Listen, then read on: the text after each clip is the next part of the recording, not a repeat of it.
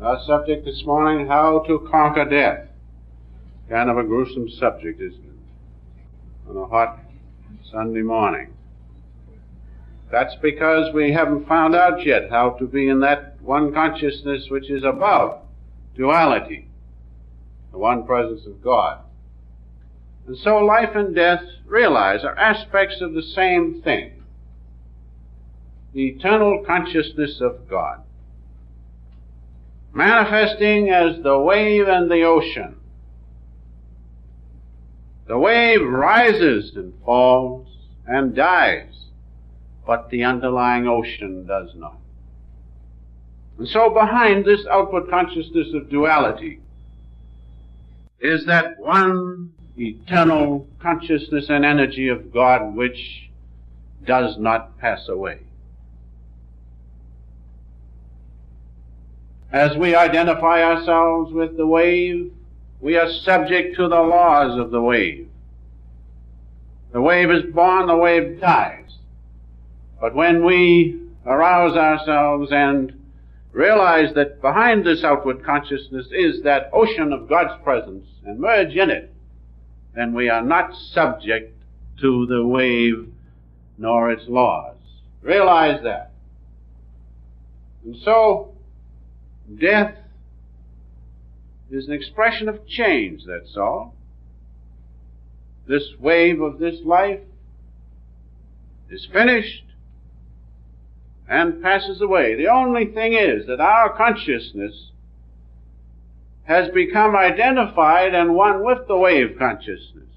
And so, when the body wears out and tires out and begins to disintegrate, our consciousness, believing that it is the body, loses the continuity with the underlying presence of God.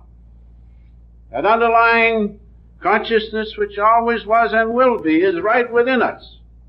But because of the bad delusion of attachment to this vehicle, as it passes away, our soul thinks that it too is finished. A sad thing for children of God. We must realize if somehow we can be one with that underlying unity of God's presence, whether this body is here or not, makes no difference. As our Master used to say, when thy song flows through me, then life is sweet and death is sweet. How could he say that? He realized the underlying unity of God's presence. And so can each and every one of us do the same thing. The one underlying life we must know. But do not think you're going to know it when death comes. Unless you know it right now in this life, you will not have it with you after death. You must know it now. You must now wake up, arouse yourselves, and meditate deeply, regularly, so that you will not lose the continuity of God's presence which is in each and every one of us. That's the lesson.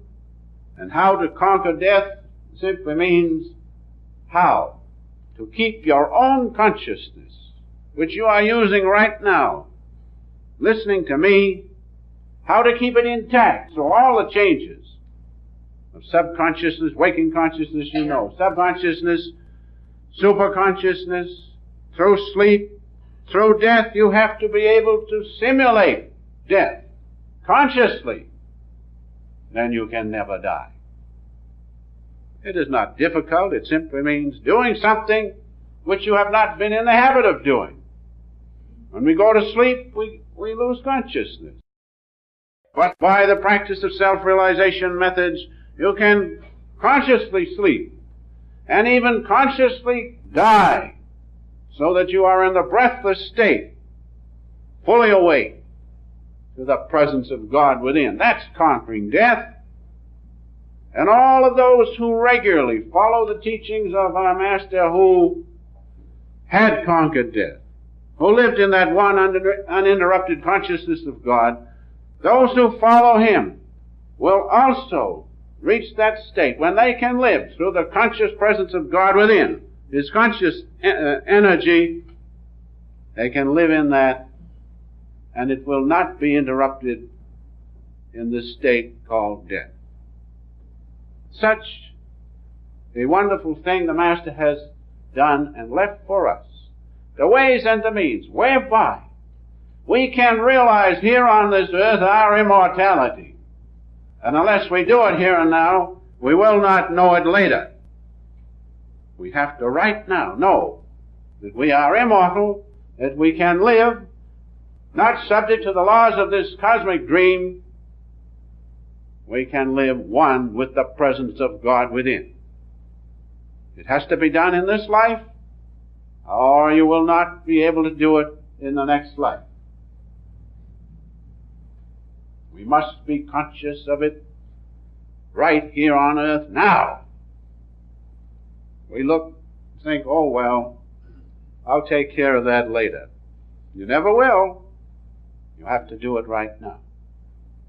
St. Paul said in 1 Corinthians 15th chapter, 31st verse, I protest by the rejoicing which I have in Christ Jesus our Lord, I die daily. He died to outward consciousness, but he didn't go into unconsciousness. He knew the one underlying unity of God's presence, the Christ consciousness, for he says, I protest, or which means declare, by the rejoicing I have. He was conscious of the Christ consciousness within. Therefore, he died every day to this worldly consciousness which causes us so much trouble. Now you too can do that same thing. You too can die to this outward consciousness. You too can do without breath. And you too can slow the heart down so that you will know that you can live without breath and heartbeat, without this duality of consciousness. You will still be fully conscious, and you will know that you are immortal. That's the lesson from the words of St. Paul. I die daily to outward consciousness. I live in the great presence of God within, in His peace and His bliss. I die daily to this worldly cosmic dream consciousness. Our beloved Master has said these words, death comes to the saint and to the sinner. No one escapes. But, he says, that the saint overcomes and conquers death. The sinner has to submit to this change of death. He has to lose his consciousness because he is subject to its laws. But the saint, right here on this earth, overcomes these states of sleep and death in a conscious way. And therefore, he knows the one indestructible omniscience of God, which always is and always will be. The glorious omniscience of God is an actuality, and you can contact it and know it if you will remove the obstructions which prevent you realizing that you and your Father are one. Now the work of self-realization is to give you the methods of removing those obstructions, those habits which make us think that we are this little body which passes away, that we have to have air and oxygen. We do while we're in this dream. But let us realize that our consciousness is indestructible. Our consciousness is one with God's consciousness. Until we remove the limiting barriers of this ego consciousness, we will never know it. But when we practice regularly contacting God who always was and always will be, and make that our own, then we are not subject to this dream consciousness. To win lasting freedom, our Master has said, man must conquer death by realizing himself, what he really is, through scientific meditation. Meditation means, as I'm sure all of you who are attending this convocation know by this time, concentration on God. Scientific meditation gives you God contact.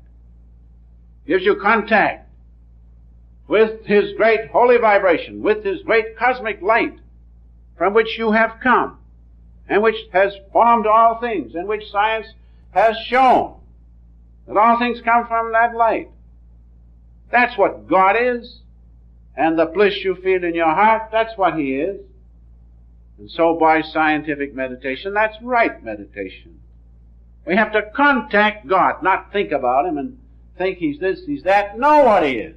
Feel Him and know that you are one with Him. His consciousness is in everything. From the smallest atom to the greatest world is God's consciousness. Nothing else. It is His consciousness that is in each and every one of us as we commune here together. There's no difference except we think we're separated from Him. We have to remove that delusion which makes us feel separated from God. By following those who have removed the separation as our beloved Master, He set the example. He lived with God. He was in God while He was walking around here. And so by following one who has the experience, it's a matter of experience, that's all, isn't it? All we are is the experience of our own consciousness. If you can consciously feel that your own consciousness is one with God, then you have it and you can never lose it. And so the Master set the example. He left us the ways and the means because He lived one with that underlying unity of consciousness that always was and always will be, God's glorious omnipresence within us.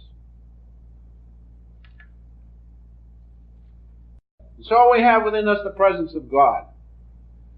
We must prevent the loss of its continuity as in death and sleep. Now when we sleep, we lose the continuity. We go back to God. Because in the morning you feel rested. And if you did not go back to God, there'd be no evolution. Now when you can consciously pass through the subconsciousness into the superconsciousness within, by following the simple techniques of meditation, then you will consciously go back to God. And when you can do it at will, there you have immortality. And when you can simulate the consciousness of death, the disruption which takes place in the body of death, when all the organs stop, the heart, the lungs, and the breath, and the internal organs, the nervous energy in the involuntary nerves, when you can consciously watch that, how can you die? It's impossible to die. And so, those who can at will practice conscious death. When this fellow death comes along with all its terrors, it will not trouble us, because we know what's going to happen. We know we can live without breath and the heartbeat. We know we are immortal. How can death touch us? But you cannot say that unless you can do that. And let us realize that. If we can conquer death, we can be conscious of the heavenly states right here and now. If you do not do it, how can you be conscious of those heavenly states afterwards? You must know it now. But it's not as difficult as you seem. We've been brought up to think that heaven is way off or somewhere around when it's right within us. The superconscious presence of God is right within us. His consciousness, God's consciousness plus His angels, is found from the Christ center to the top of the head. This is the seat of virtue, the seat of spiritual consciousness. Now when you can take at will your consciousness from the body, from the internal organs, from the lower centers of the spine, and keep it here at will, you have God then and there. Now these are facts. Those who have meditated and follow these facts will testify to these things. But we have to break the attachment of this consciousness which is God's presence in us. Imagine it. He who has made universe upon universe is our own consciousness. We're a ray of that attached to this little miserable, changeable body. We have to break that delusion and realize that we are one with God's presence within us. Remember now once more, God lives in the thousand-rayed lotus, the supreme center, at this point, and in the centers of the spine. The main part or point is from here to the top of the head. This is the seat of virtue. 10 fingers, the ancients called it, from the spiritual eye to the crown of the head. That's where you find heaven. That's where you find God. As it says in Revelation, the kingdom of God is with men. So it is not way off someplace. It's right here within us. Only our consciousness is diffused throughout the body, attached to objects of senses like these worldly things, and to the senses and muscles, internal organs. We have to break that attachment that we may allow our consciousness to go to the place where it belongs, in the presence of God within us. Now, if you can do that, then you can conquer death. Because death is change. That's all. Change. The wave comes up in the great ocean of spirit. It rises and it dies. But the ocean does not die. Now, when you know the ocean, you will not die. When you're in the wave and identified with it, which is the wave of this body, as this body passes away and you are identified with it, you are bound to die. But if you break that identification and know the underlying ocean of God's great love, His bliss, and His great presence within us, then as the wave recedes into the ocean, you are undisturbed, because the ocean does not die. Now let us continue just for a few minutes in our discussion of how to conquer death by a careful consideration of 2 verses in the Bible. In Revelation, the 2nd chapter, the 10th and 11th verses. Be thou faithful unto death, and I will give thee a crown of life, is the first one. And the second one is, he that overcometh shall not be hurt of the second death. Be thou faithful unto death. Be thou faithful through the practices of meditation which give you contact with God until death comes, and then it will not touch you. Be thou faithful unto death. And what happens? Then you, knowing the underlying eternal consciousness of God, you will receive the crown of life or eternal consciousness. And the second one, he that overcometh shall not be hurt of the second death. When you overcome the states of sleep and death, consciously, that's all. When you can consciously pass through the states of sleep and the state of what we call death, when the heartbeat slows down and the breath slows down and you get the breathless state, then, as it says in the scripture, he will not be hurt of the second death. That is, when it comes, you'll know it. It will not disturb you. But a soul who is not grounded in the presence of God, when the cataclysm of death comes, he becomes trembling and shaking. He loses his calmness and passes into unconsciousness. But the devotee who meditates regularly and is used to the presence of God, is used to the stillness within, is used to that great silence in which is the omniscience of God. When this phenomenon of death comes, when all his internal organs stop, his heart stops, his breath stops, he doesn't suffocate because he's practiced that. He knows. He knows the presence of God within. And he is undisturbed. And he stands, as was said before from this platform, unshaken through the crash of breaking worlds. What is death? Nothing. We must realize that we can attain, we can conquer death. Our Master has said it in these words, to bring it down more from the inspirational to the practical. I want you to listen carefully. He says, those who try by devotional yogic methods, those are simply the methods he has left. Yoga, yes, yoga. Yoga means union with God. And so he says, those who try by devotional yogic methods to understand and perceive the phenomena of sleep and death, just what I've been saying, can consciously pass through the change of death and retain their consciousness after death. Now, if you want to be conscious in heaven, let's get busy. This is the way. This is from a master. One of the greatest masters that has been in our times. If those, or rather those who try by devotional yogic methods. Now, yoga is good, but yoga alone will not do it. You've got to have the love of God in your heart. You can practice yoga. You can see the light of Christ at this point. But you will not receive God until you really want Him in your heart, and His great love pulls you, and you give Him your love. That's what it means.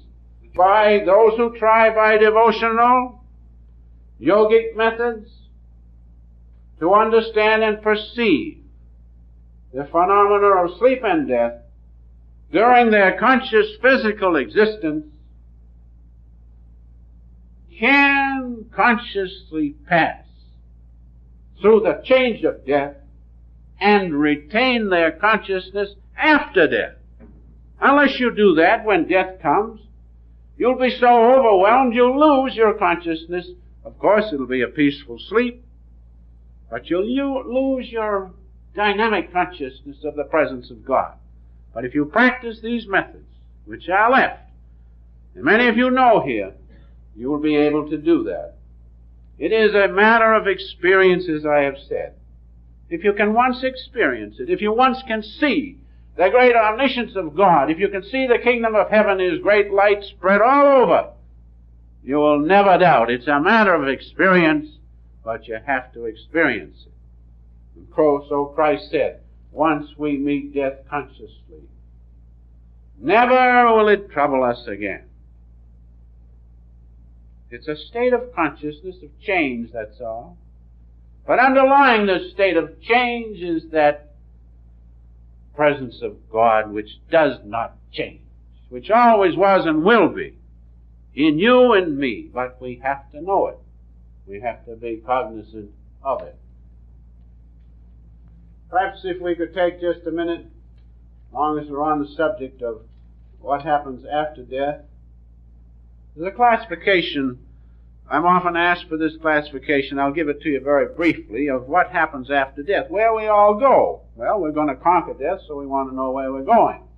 We've made up our minds we're going to finish off this fellow called death. And so we want to know what happens after death. Well, there are two kinds of souls. They are the developed and the undeveloped. That's all. The developed ones have followed the Master's words when He said those who try by devotional yogic methods. They have followed those methods, and they have been able to retain their consciousness while the breath slows down, the heart slows down, and the internal organs are inactive. They have done that. Those are called the developed souls after death. The undeveloped are those who don't. Ordinary human beings. That's all is going to be in heaven. Those two. Those who have developed souls, who have known the presence of God while here on earth, and those who have not. Now, in the first classification, the developed souls are what? Yogis, saints, and true devotees. That's all. Yogis, saints, and true devotees. Those who practice these things. Yogis are those who are trying to attain union with God. Some succeed. You may be just started. You're a yogi. There are those yogis, saints, and devotees. They are the developed ones. And the undeveloped ones are moralists, worldly people, wicked people, and those who try to commit suicide. Now there you have. This classification is the most wonderful. There you have the souls that will be on the other side. Where are you? Where am I? Are you a developed soul? Have you been able to perceive these states consciously? Or are you in the class of moralists, worldly people, wicked men, and those who commit suicide? Now there are one or two general characteristics about these different souls, developed and undeveloped.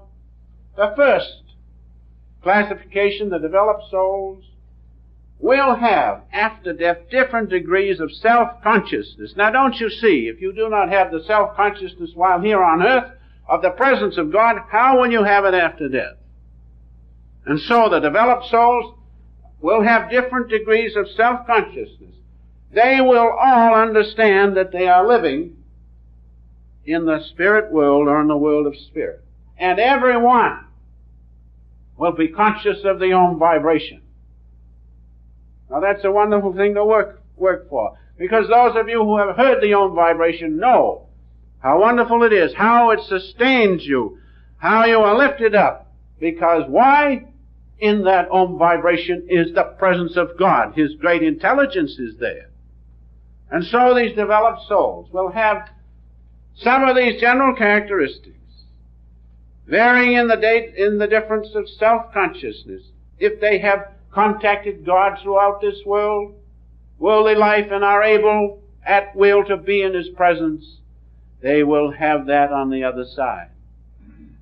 If they have tried and struggled and had partial success, they will know that they are existing in the spirit world, and they will be conscious of the Om vibration. If they have been, as the Master used to say, indifferent yogis, indifferent, just doing a little now and then, still they will have consciousness of the Om. So remember that the developed souls will have these characteristics after death. Now the undeveloped souls, the moralist, as the Master says, has occasional consciousness after death. Now you know good moral people, but they're not religionists. They do not love God wholly. That's the difference. And so, once in a while they have consciousness after death. The worldly people, 1 in 1,000, as I remember his figures, will have consciousness after death. Why? Because they're seeking worldly things, not God. And the wicked people, well, I don't have to answer that. They're in delusion, they're in matter, they want it, they get it, and they will have no consciousness after death. The suicide is so taken up with sorrow that he does not, of course, have consciousness after death. And so that's a short resume of what happens after death, so you can see that we must conquer this thing called death. We must follow the Master's teachings. As He conquered, so can we. As Jesus conquered, so can we. We must be able to retain our consciousness during this cataclysm of death when all our functions stop. Think now this minute, those who depend on breath, and your breath is stopped. You suffocate, and will you keep your calmness? No. But if you practice following the methods whereby the breath slows down and you're still fully conscious, then you'll be able to do it. That's what will happen at death. Let's get used to it and be master of the situation. And so, finally, to conquer death, we have to know it while living. Realize we have to know it while living.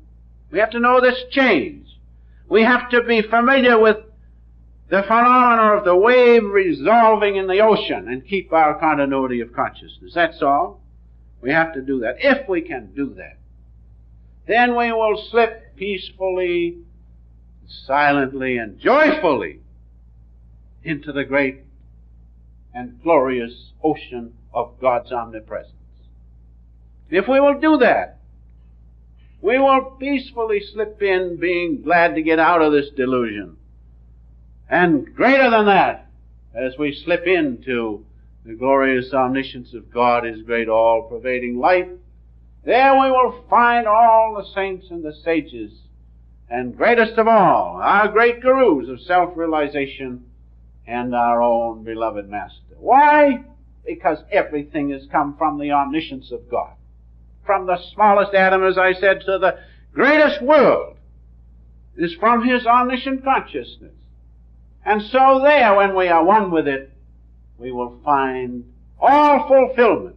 All the saints are there. Ideas in God's great consciousness. The Masters are there. The Master has promised to walk by our side and guard us with invisible arms. How can He do that except He be in the omniscience of God's presence? And so realize it's worth striving for. Know the presence of God within you in a conscious way. Be one with it, and death will never touch you again. And I will close with a few words the Master wrote to me from one of his letters, which are most wonderful. As he spoke and wrote these words, he was speaking from the glorious omniscience of God, as you will see when I read them. Apply them to yourselves. Know this omniscience of God. He said, stand by God and His humble servant. Stand by God. Have faith in God. Have faith in the channels He has sent as our beloved Master. We have faith in everything but God. What's the matter with us? God, who is our very life and existence, who is behind our thoughts and our emotions and our heartbeat. All things we have because of God, and our loved ones we have because of Him. And yet we don't have faith in Him. So He says, stand by God and His humble servant. And when your need is the greatest, at the end of the trail, at the end of this trail of life, you will find me waiting. Keep faith steadily. And so you see, it's well to know that omniscience of God. It's well to follow God through the channel He has sent. And when we reach the end of the trail, when death is ready there to snatch us up into oblivion and unconsciousness, there we will find the glorious omniscience of God and His true teachers, those who follow self-realization, our beloved Master.